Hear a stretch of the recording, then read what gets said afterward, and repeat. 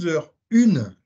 Voilà, alors il y a quelques personnes qui arrivent encore, mais ils vont prendre effectivement en live notre lundi MEDEF. Donc, bah, écoutez, merci à ceux qui sont déjà présents. Merci à Bernard Pontreau, le président du tribunal de commerce. Merci beaucoup à Alain Clément, vice-président du tribunal de commerce de Vendée, bien évidemment. Et puis également notre présidente, Sophie Georges-Ormenro, qui interviendra dans ce lundi MEDEF. Alors, en l'occurrence, voilà nos rendez-vous. Comme j'ai l'habitude de le dire, il est bon d'introduire avec une conclusion. L'idée, c'est déjà de se projeter, puisqu'aujourd'hui, nous évoquerons ensemble la prévention des difficultés d'entreprise et l'intervention du tribunal de commerce. Nous le verrons ensemble. Les prochains lundis MEDEF, 5 juin, sur les points de vigilance des entreprises, avec notamment la gendarmerie de Vendée. C'est le colonel Arnaud Pellaboeuf qui sera avec nous. Le 3 juillet, puisque c'est généralement le premier lundi de chaque mois, le mois de mai ayant été particulier, il y a le gaz et les entreprises. Où en sommes-nous? Présentation par GRDF. Et puis enfin, le 4 septembre, il y aura la transition numérique avec qu'est-ce que les entreprises font de leur data. Donc voilà, pour le programme à venir. Avant de donner la parole et de remercier à nouveau Bernard Pontreau, Alain Clément, sur la prévention des difficultés d'entreprise et l'actualité du tribunal de commerce, je voulais simplement vous préciser que ce lundi MEDEF est comme d'habitude enregistré et qu'il est visible également en replay sur notre chaîne YouTube MEDEF Vendée. Et que pour le bon usage de cette Teams, il est de convention de bien vouloir, pour ceux qui sont invités, donc nos adhérents, de bien vouloir couper, ce que je vais faire tout de suite, la caméra ainsi que le microphone pour laisser un maximum de bande passante. Voilà, donc l'idée, c'est de partir tout de suite avec Bernard, président du tribunal de commerce, et de vous laisser la parole pour les différents éléments et l'actualité du tribunal de commerce sur le premier quadrimestre. Bernard, bienvenue. Merci à vous. Et puis, vous me dites quand il y a besoin que ça avance. On va suivre vos propos. Merci à vous. Allez, oui, vous pouvez passer la diapo. Bon, merci pour cette invitation. Merci Sophie, et puis bonjour à toutes et à tous, et puis n'hésitez pas à m'interrompre ou Alain pour qu'on puisse vous donner des explications si elles ne sont pas assez claires. Alors on peut démarrer sur l'actualité, l'actualité du tribunal. Sur nos quatre premiers mois, les procédures collectives sont… Ah oui, j'avais dit que je présenterai le tribunal sur 3 piliers. Alors, effectivement, ce tribunal, tous les tribunaux, fonctionnent avec 3 piliers. Le greffe, inscription, création, modification, radiation. Enfin, ça, je pense que tout le monde le connaît bien. Le deuxième pilier, aussi, vous le connaissez bien, ce sont les procédures collectives et le contentieux général. En parlant de sauvegarde, redressement, liquidation judiciaire et pourquoi pas des référés. Et puis, prévention, et c'est un axe sur lequel je suis particulièrement, où il faut insister particulièrement. Venez nous voir dès que vous avez le clignotant orange qui s'allume dans votre comptabilité. Prévention avec les mandats ad hoc et les conciliations. On parlera peut-être de la SECF aussi. Alors, comment ça s'appelle? Enfin, le SCF, oui. Donc voilà, 3 piliers, 2 que vous connaissez bien, un qui est moins connu, c'est la prévention, et alors que je voudrais bien le mettre en tête, mais c'est pas facile de passer la porte du tribunal, je peux le comprendre, mais n'hésitez pas, je vous le redirai sur toute l'heure qu'on va passer ensemble. Venez nous voir, vous appelez dans la semaine, le vendredi vous êtes reçus et on essaye d'adapter et trouver une solution à chaque difficulté d'entreprise. Nous sommes bien évidemment à votre disposition et tous les rendez-vous sont bien entendu confidentiels. Alors, pour ce premier quadrimestre, au 30 avril 2023, donc vous avez dans les procédures collectives, vous avez le camembert de gauche. Effectivement, nous en avons 136 sur nos 4 premiers mois. contre 93 en 2022 et contre 52 en 2021. 2021 étant une année, bien entendu, Covid. 2021, Covid avec 52. 2023, un peu de Covid, mais avait tendance à disparaître. Nous sommes passés de 52 à 93, surtout sur le dernier trimestre 2022. Et puis le premier quadrimestre 2023, 136. Donc vous voyez qu'il faut rajouter 50%. Ce sont à peu près les statistiques nationales. Les RJ, alors peu de RJ sur 136, hein, vous voyez, il y a 2 sauvegardes. Alors, il y a 26, ouais, c'est ça, 26 pour 110 liquidations judiciaires, 2 sauvegardes et 23 redressements judiciaires. 23, alors, le graphique, j'ai du mal à le lire. Donc, 110 en 2023, 59 en 2022 et 41 en 2021. Et les redressements, 26 pour 23 en 2022 et 2 en 2021. La principale raison pour ces liquidations judiciaires, alors en 2020, quand le Covid est arrivé, beaucoup de gens sont venus s'inscrire comme auto-entrepreneurs, mais malheureusement, au bout de 2-3 ans, ils sont essoufflés, font pas assez de recettes, dont se mettent en liquidation judiciaire. Sur les 110, il n'y en a pas 110, hein, mais il y en a bien 80 ou 75 auto-entrepreneurs qui viennent liquider leur affaire. Ils se rendent compte qu'ils n'étaient peut-être pas l'âme d'entrepreneur ou voilà, donc ils ont créé des dettes et préfèrent s'arrêter. Un document important, injonction de paiement. Alors pour tous ceux qui nous écoutent, l'injonction de paiement est un outil aussi pour se faire payer, un outil rapide pour se faire payer. J'en ai signé 1000, un peu plus de 1000 sur les 3 premiers mois de l'année 2023 contre 300 en 2022. Autant vous dire que les trésoreries des différentes entreprises se tendent et tout le monde va plus ou moins à la chasse à se faire repayer un peu plus rapidement que sur les années précédentes. On peut peut-être, voilà. Alors, sur les salariés concernés, donc 2021, 182, 2023, alors c'est toujours la même comparaison, hein, les 4 premiers mois de chaque année. 2021, 182, 2022, 121 et 194 pour l'année, les 4 premiers mois de l'année 2023. Alors, en prévention, pareil, hein, c'est toujours la comparaison sur les 3 ans.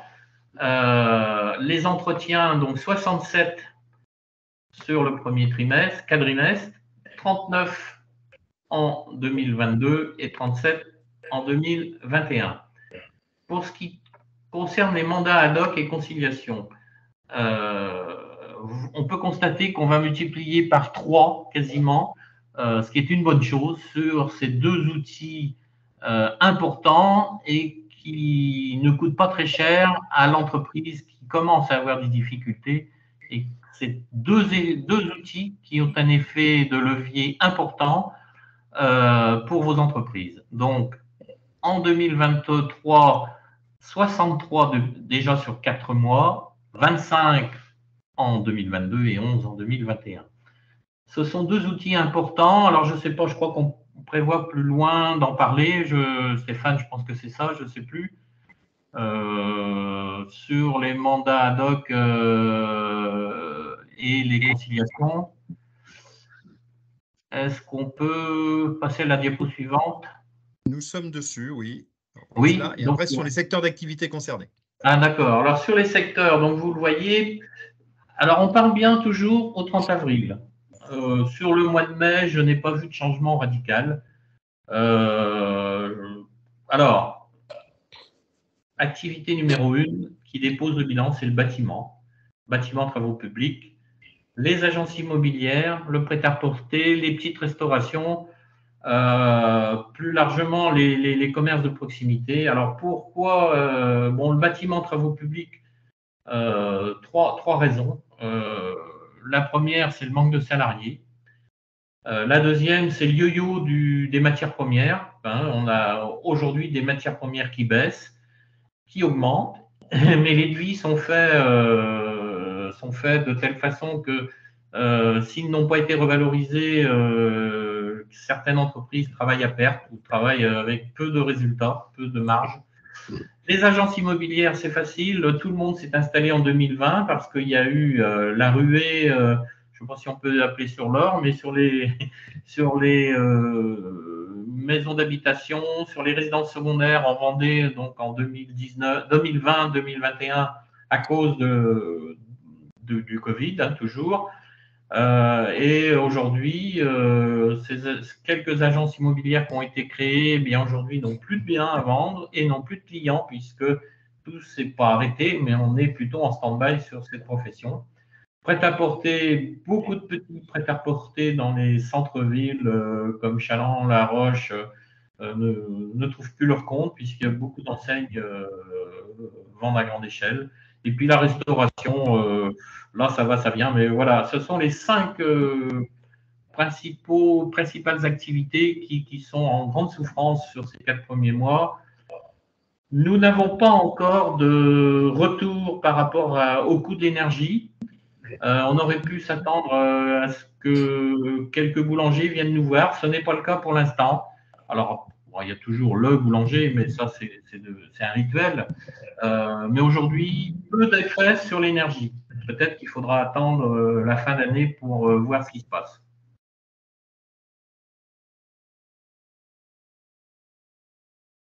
Alors, beaucoup d'entre vous ont certainement fait appel en 2020 aux prêts garantis par l'État. Aujourd'hui, vous ne pouvez plus les rallonger, sauf si vous passez en conciliation qui vous permet, alors il faudrait peut-être qu'on explique un peu le mandat ad hoc et puis la conciliation, à quoi ça sert, sauf si vous voulez rallonger les prêts pour vous donner un peu d'air par rapport à ce que vous avez signé en 2020. Je crois que pour la plupart, ils ont commencé à être remboursés en 2022 et surtout depuis mai 2023, enfin depuis maintenant. Alors, on n'a peut-être pas assez parlé du mandat ad hoc et de la conciliation. Donc, le mandat ad hoc, à quoi ça sert? Le mandat ad hoc, vous êtes déjà sous le couvert, vous êtes sous la couvert du tribunal de commerce, bien sûr, en toute confidentialité. Vous n'avez pas de mention sur le CABIS. C'est une procédure sur laquelle vous faites une requête auprès du président qui vous reçoit en échange et vous pouvez nommer un mandataire judiciaire ou non, puisqu'il y en a qui ne sont pas judiciaires, pour étaler toutes vos dettes, quel que soit le créancier. Bien entendu, vous devez travailler avec un bilan, alors peut-être en difficulté, mais avec un prévisionnel qui a un peu de couleur et qui vous donne espoir pour l'avenir. Et à partir de ce moment-là, la personne qui sera désignée négociera à votre place tous les créanciers dont vous le souhaitez, et y compris, bien entendu, les prêts garantis par l'État. La conciliation, c'est simplement la suite du mandat ad hoc qui permet d'écrire les choses sur un document qui est validé par le tribunal de commerce et c'est une sorte d'échéancier qui a été convenu avec le mandataire. Ces documents, alors bien sûr, le mandat ad hoc coûte un peu d'argent puisque le mandataire ne va pas travailler gratuitement. Pour les petits dossiers, il faut compter autour de 1 500 à 2 000 euros hors taxe. Et pour les gros dossiers, il faut parler de 4 000 à 5 000 euros hors taxe. Pour ceux qui ont une garantie, une assurance juridique, ces honoraires du mandataire ad hoc peuvent être pris en charge. Souvent, alors plus vous payez, plus le montant est élevé. Moins vous payez sur la garantie juridique, moins vous êtes pris en charge. Mais pour la plupart des dossiers, vous pouvez vous faire rembourser par votre assureur sur les honoraires du mandataire ad hoc, y compris sur les honoraires de l'expert comptable qui peut vous faire un prévisionnel à 3 ans. Voilà. Est-ce que sur le mandat ad hoc, tout le monde a bien compris? Est-ce qu'il y a des questions? Est-ce que c'est un peu chinois ce dont je vous parle? J'essaye pourtant d'être le plus simple possible. Je ne sais pas s'il y a des questions, parce que c'est une étape importante. Ce sont les deux outils de prévention.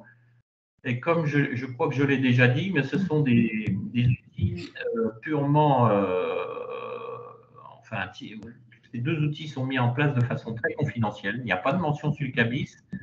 Et le mandat ad hoc, vous pouvez l'avoir sur la durée que vous souhaitez. Par contre, la conciliation, c'est uniquement 3 mois plus 1 mois, c'est-à-dire 4. Merci Bernard par rapport à ces points-là. Je ne l'ai pas signalé en introduction, mais il n'est pas trop tard. Si vous avez des questions à poser ou des précisions que vous voudriez avoir, n'hésitez pas à utiliser le mode conversationnel, la conversation, pour pouvoir poser votre question et nous aurons plaisir à y répondre, soit pendant cette heure qui nous est consacrée, soit a posteriori, puisque tout est enregistré, je le rappelle. On passe à la prévention. Allez. C'est parti.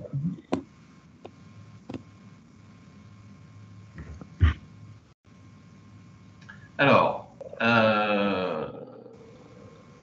quand est-ce qu'on peut solliciter le président du tribunal de commerce? Alors, je veux dire, prévention, pas prévention. Si vous avez envie de venir me voir, c'est quand vous le souhaitez. Vous avez sur le diaporama qui est présenté par Stéphane mon adresse mail, c'est présidence, sans accent sur le E, @gtc-6 laroche-sur-yon.fr. Si vous souhaitez un rendez-vous, vous écrivez à cette adresse mail, vous l'avez dans la semaine. Je les reçois systématiquement et je vous convoque pour le vendredi qui suit. Ce qui est important quand on vient nous voir ou quand on vient me voir, c'est de venir avec son dernier bilan déjà. Et puis, toutes les pièces, si vous avez reçu une injonction de payer, si vous êtes en difficulté, il faut avoir le maximum de documents. Alors, quand est-ce que vous pouvez venir? Moi, je dis qu'il ne faut pas attendre. Il faut venir dès l'instant que vous avez un premier signal, par exemple un rejet bancaire, soit un chèque, soit un prélèvement. C'est un premier signal. Alors, soit vous l'avez demandé, là, on n'en parle plus, soit la banque rejette votre prélèvement, là, vous pouvez déjà vous inquiéter. Il y a forcément quelque chose dans le tuyau qui ne va pas. Donc, votre modèle économique est peut-être en faiblesse, vous n'avez peut-être pas assez de marge, vous n'avez peut-être pas assez de salariés pour produire. Alors après, toutes les données, il faut les mettre sur la table. Donc, n'hésitez pas à venir nous voir, me demander un rendez-vous et nous essaierons à partir de ce moment-là, bien entendu, de regarder ce qui se passe et pourquoi pas, vous proposer soit un mandat ad hoc, soit une conciliation. Alors, n'hésitez pas à vous faire aider, évidemment, du MEDEF, de toutes les. Il y a Vendée Entreprendre, enfin, il y a une certaine panoplie de gens qui peuvent, on en parlera tout à l'heure, hein, il y a le GPA, il y a le CPI, je ne dis pas de bêtises, c'est ça, qui peuvent également vous aider en amont ou en parallèle ou en même temps. Alors là, on peut faire du en même temps, c'est pas gênant. Donc, je disais, hein, dès que vous avez le premier incident bancaire, c'est un signe que le tuyau commence à se boucher. Il faut y regarder de plus près et surtout le plus tôt possible. Je ne le dirai jamais assez. Et puis, ce qui est écrit là, c'est tout à fait vrai. De venir voir le président et de se mettre en mandat ad hoc, ce n'est pas une maladie. Vous n'êtes pas malade. Ça peut arriver à tout le monde. Il ne faut pas rougir de venir. Il ne faut pas avoir peur de mettre sur la table. Il ne faut pas avoir peur de l'ego. Il faut ne pas culpabiliser. En fait, c'est peut-être le récapitulatif qui va le mieux. Vous êtes droit dans vos bottes. Ne vous gênez pas. Ça fait partie de tout ce que l'on peut faire et qui est ouvert, bien sûr, à chaque chef d'entreprise. C'est pas spécialement aux petits ou aux gros ou réservé à celui ou à celle qui ne veut pas l'entendre. Hein. Il faut vraiment, ne vous cachez pas derrière votre petit doigt parce qu'il y a forcément une forêt derrière ou devant l'arbre. Enfin, surtout, venez, ayez le courage de prendre rendez-vous. Vous serez reçu le plus gentiment possible, hein, et en toute confidentialité. Je me permets d'ajouter, Bernard, merci beaucoup pour cet éclairage effectivement sur la situation qui, ça n'est pas forcément de prime abord, on va dire, un sujet sourire quand on parle effectivement du sujet du tribunal de commerce. Et pourtant, il y a des solutions, il y a des éléments de prévention. Et je mets une petite virgule dans notre lundi MEDEF, puisqu'on va poursuivre tout de suite avec notre président du MEDEF Vendée sur la prévention et les outils qui existent et que vous avez signalé, Bernard. L'idée, c'est que nous devons tous d'être sentinelles. L'idée, c'est de savoir aussi et de mettre en avant, en exergue, cette solidarité qui est celle de la Vendée, pour lequel, quand on a un dirigeant que l'on rencontre effectivement et qui peut commencer à émettre quelques crispations, on va dire, dans son attitude, dans son comportement ou dans ses mots, c'est de pouvoir effectivement lui dire, il y a des personnes autour de toi qui vont pouvoir t'aider, et en l'occurrence, le tribunal de commerce en fait partie, mais pas que. Alors Sophie, je me tourne vers toi pour aller plus loin sur les autres outils très en amont qui existent. Oui, alors j'espère que vous m'entendez bien, parce que moi, ça fait depuis quelques slides que je suis bloquée sur les premières pages de la procédure collective. Donc, j'espère que vous avez tous le visuel sur la présentation du CIP et du GPA. Donc, je rebondis. Normalement, oui, tout est OK. Tout est OK et on t'entend très bien. Très bien. Bon, c'est parfait. Donc, je rebondis sur ce qu'a dit le président Pontreau. C'est vrai que des difficultés, les entreprises peuvent en rencontrer qui ne sont pas forcément essentiellement financières. On peut aussi avoir des problématiques plutôt juridiques ou stratégiques.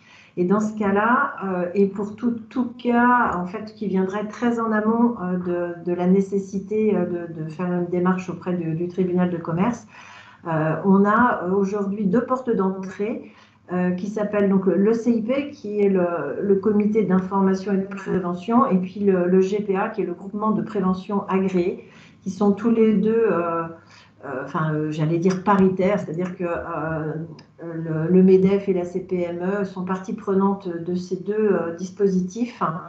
Ce qui est important à savoir, c'est que ce sont des dispositifs qui sont gérés par nos pairs, donc par des chefs d'entreprise bénévoles, qui font appel à des experts. Alors, par exemple, pour le CIP, vous avez droit, entre guillemets, à un rendez-vous d'1 heure avec un expert comptable, un ancien juge du tribunal de commerce, un avocat, qui vont pouvoir vous écouter la problématique du chef d'entreprise et puis l'orienter vers le meilleur réseau approprié ou vers le meilleur interlocuteur qui pourra accompagner le chef d'entreprise à passer cette vague un petit peu plus difficile. Le GPA fonctionne un peu de la même façon, sachant qu'il y a un comité d'écoute et que derrière, on a la possibilité d'être accompagné pendant 2 ou 3 ans pour pouvoir surmonter la difficulté, trouver les solutions. Et donc, vraiment bien en amont d'une problématique financière, sachant que CIP et GPA ont vocation à orienter, par exemple, vers 60 000 rebonds. Alors là, ça veut dire que c'était déjà très tard.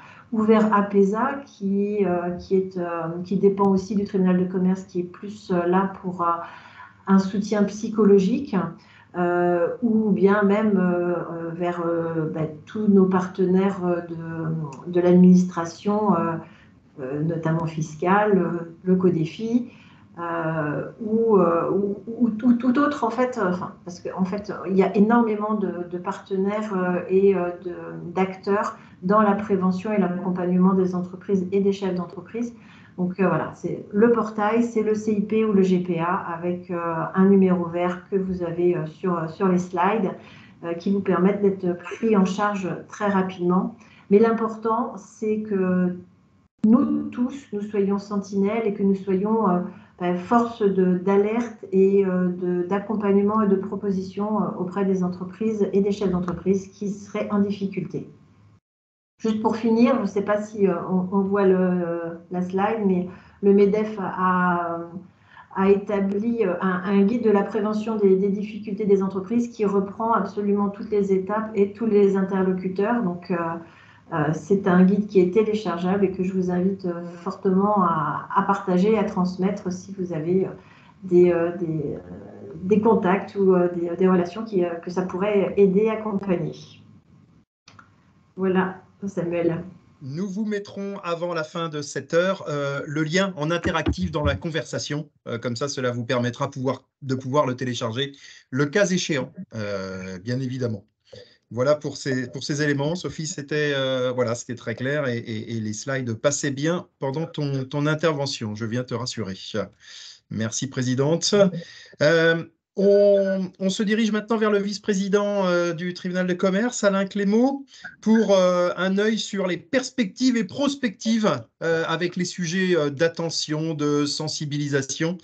Merci, Bernard, d'être avec nous. C'est à vous. Oui, alors il est évident qu'aujourd'hui, le contexte est un peu particulier. Il y a plusieurs phénomènes. Effectivement, l'évolution, on va dire, de la société, de l'économie, puisque notamment sur les PLU, les aménagements du territoire, il y a une volonté nationale de préserver tout ce qui est agriculture. Et donc, aujourd'hui, on se voit avec des contraintes de construction, notamment, qui vont changer singulièrement certains métiers. Notamment, ça va être vrai pour les comment dirais-je, ceux qui font de la maison individuelle, qui devront apprendre demain à faire d'autres fabrications, donc notamment tout ce qui est immeuble. C'est aussi, il y a des entreprises qui vont aussi des contraintes, puisqu'elles ne seront plus autorisées à avoir des grandes surfaces en attente, et il faudra pour ça, sans doute aussi là, imaginer des entreprises à plusieurs étages, qui n'est quand même pas tout à fait l'habitude en France. On voit ça dans certains pays, mais pas le nôtre. On voit ça plutôt en Espagne, parce que l'Espagne a peu de terres arables, entre guillemets, et donc ils sont obligés de le garder. Nous, jusqu'à maintenant, ça n'a pas été le cas. On a fait un petit peu de gaspillage, mais ça, c'est une autre affaire. Et ça fait partie des évolutions où l'entreprise doit vraiment, aujourd'hui, s'adapter. Et alors ça, et bien sûr, il y a les prix de vente qui ont bougé, la marchandise, où là, il faut être extrêmement prudent dans les stocks. C'est bien évident. Et il y a tous ces phénomènes d'évolution aussi, des médias, de l'informatique, des réglementations, bien sûr de l'Europe, de la concurrence, tout ça qui doit faire que le chef d'entreprise doit être extrêmement vigilant. Et ça, bien sûr, le MEDEF, je sais que, comme d'autres associations, vous êtes extrêmement vigilant et vous informez largement vos adhérents sur l'évolution du marché. Ce qu'on peut dire quand même, c'est qu'aujourd'hui, ce qui nous arrive un peu au tribunal de temps en temps, c'est de voir des entreprises qui auraient pu survivre, qui auraient pu arriver en situation de redressement judiciaire, qui auraient pu redresser ça parce que l'endettement n'était pas insurmontable. Les résultats, et bien sûr, sont négatifs depuis des années, et c'est vrai qu'ils arrivent beaucoup trop tardivement. Et en plus, quand ils sont en situation de redressement, ils arrivent à la limite. C'est-à-dire que vous savez que pendant la période du redressement, on les voit régulièrement et ils nous font part de l'évolution et du chiffre d'affaires et des résultats et des économies qu'ils ont pu faire.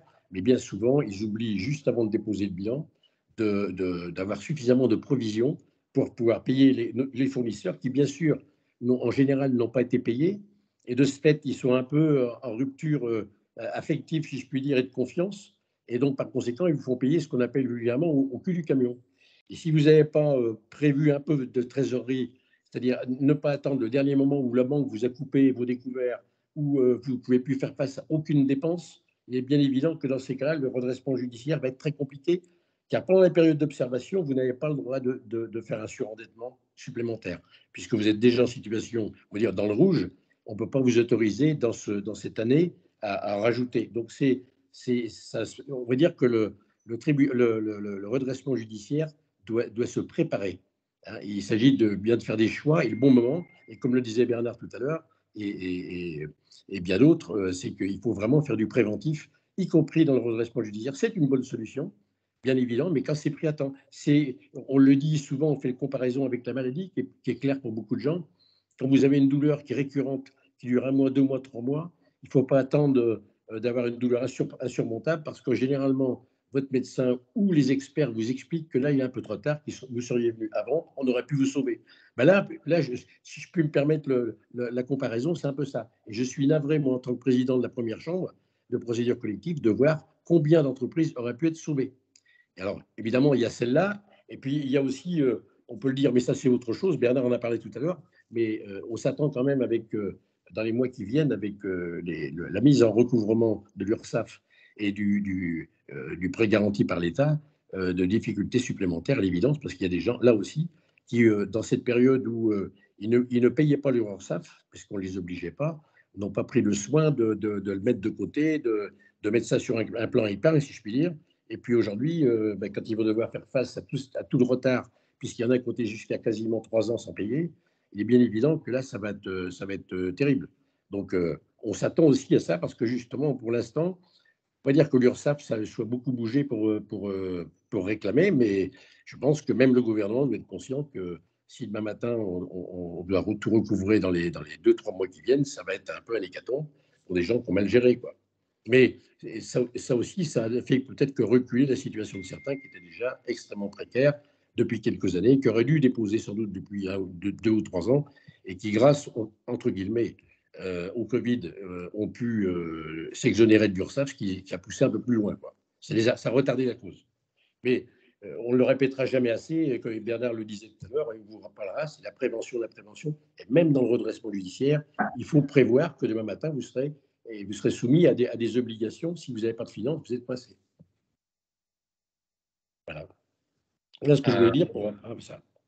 Je veux bien rajouter les dernières nouvelles à propos de l'URSSAF. Ouais. Je ne sais plus, c'est lundi dernier ou mardi dernier, nous avons eu une visio les présidents de tribunaux de commerce avec les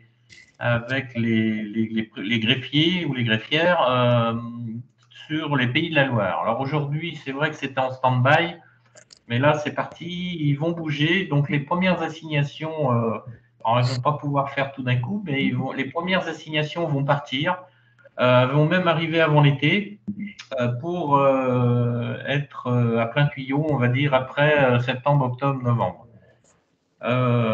J'ai demandé au directeur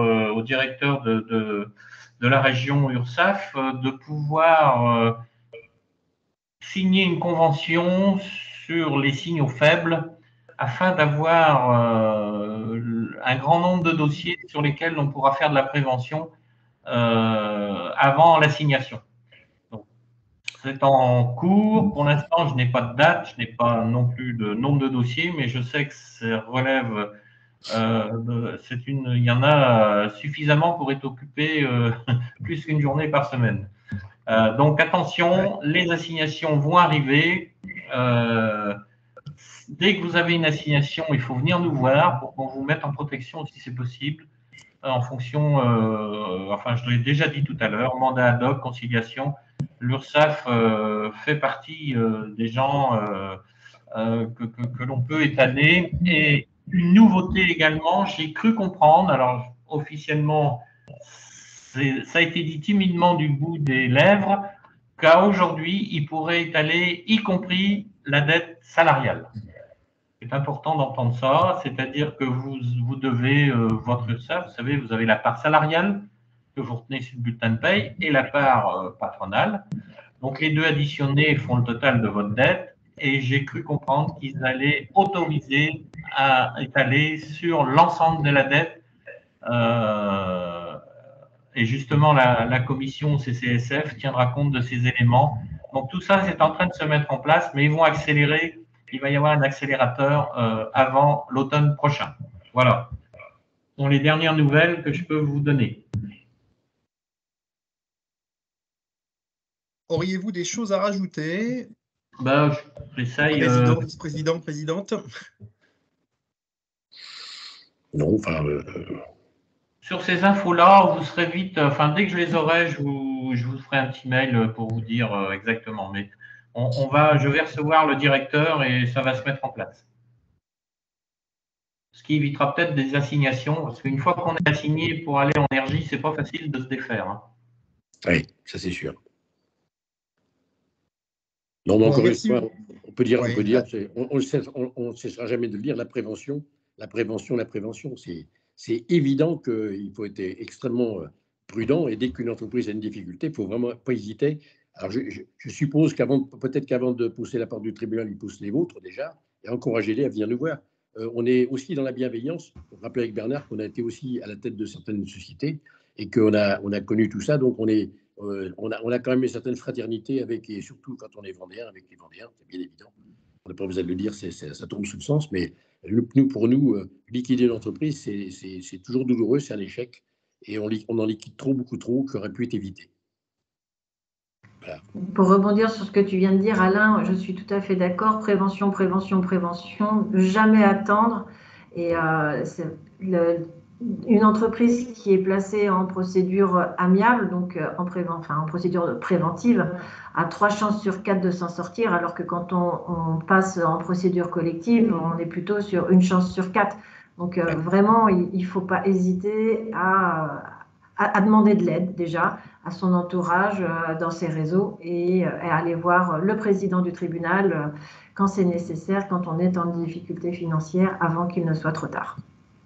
Et ce qu'on peut rajouter aussi, c'est que le chef d'entreprise, il doit quand même se mettre dans la tête une fois pour toutes que c'est lui qui va diriger l'entreprise jusqu'au bout. Il n'y a qu'en liquidation, il n'a plus la main. Mais en redressement judiciaire, il a la main. Ce n'est pas le tribunal qui va le redresser, ce n'est pas les mandataires qui vont le redresser. Chacun fait son travail du mieux qu'il peut. On a des mandataires, on peut dire 3 mandataires qui sont des excellents, qui ont des très très bonnes analyses et pertinentes de la situation des entreprises, sont très clairvoyants là-dessus, mais malheureusement, ils ne peuvent pas faire en lieu et place du chef d'entreprise.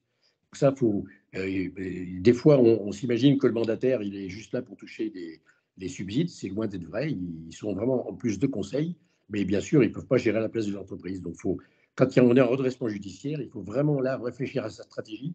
Si on en est rendu à ce stade-là, il n'y a plus le choix. Il faut vraiment réfléchir à ne pas hésiter à se remettre en cause totalement. C'est une année où tout est entre parenthèses, et c'est cette année-là qu'il faut le faire, et précipitamment, et vite. Et même les premiers jours où ils arrivent en redressement, la première question que je leur pose, j'ai dit, mais est-ce que vous savez pourquoi vous êtes là exactement? Est-ce que vous avez bien analysé toutes les raisons pour lesquelles vous êtes ici? Voilà, c'est surtout ça, mais c'est lui qui va redresser son entreprise et personne d'autre. Voilà. Un grand merci. J'ai voulu remettre le numéro de téléphone, effectivement, du CIP, du GPA. Vous avez le mail également de la présidence du tribunal de commerce que nous avons passé. Je voulais simplement rappeler, en guise de conclusion, que nous avons une chance formidable en Vendée. Et vous le savez sans doute, mais c'est toujours bien de se le rappeler, c'est que, chacun fait montre d'une extrême bienveillance, ça a été dit, et c'est à redire. Que 2, nous sommes en mode circuit court et que nous avons une capacité d'accès aux interlocuteurs, aux experts, et donc avec en plus d'excellents conseils. En l'occurrence, ceux qui sont autour de la caméra sont là pour cela. Le MEDEF vous appuiera également. Et puis c'est un mot qui n'a peut-être pas été utilisé, il peut paraître anecdotique dans le sujet qui est le nôtre, mais c'est que tous ces bons conseils sont gratuits. Et donc ça c'est très important aussi, et ça doit aider effectivement l'impulsion, puisque on le voit, nous avons dans ce département de nombreuses portes d'appui, d'accompagnement, d'aide, au cas où on perçoive quelques vibrations qui ne soient pas forcément de bon augure. Alors, en guise de conclusion, je dirais simplement que finalement la Vendée va plutôt bien, même si nous n'avons pas parlé du monde d'avant qui était avant 2020, mais quoi qu'il en soit, nous sommes sur des chiffres qui sont quand même contenus. On doit s'en réjouir pour l'instant.